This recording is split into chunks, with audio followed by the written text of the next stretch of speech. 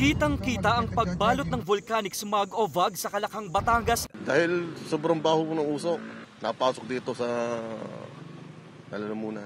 Umabot sa mahigit 30 bayan at lungsod ang apektado ng VOG batay sa tala ng Provincial Disaster Risk Reduction Management Office o PDRRMO Batangas.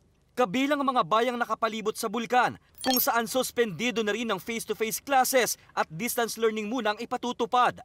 Sa Lipa City naman, suspendido lang ang face-to-face classes sa mga paaralang elementarya sa Barangay Halang, Sico at San Salvador.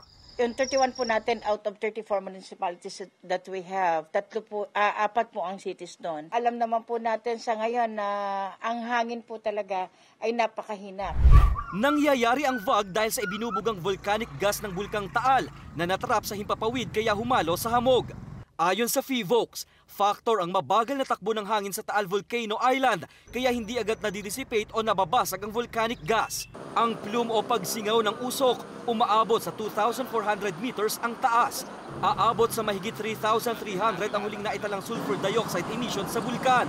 Kaali ka, masyadong hindi ako gumagalaw. Mabagal, dapat medyo malakas-lakas para hindi magstay sa isang lugar yung sulfur dioxide natin.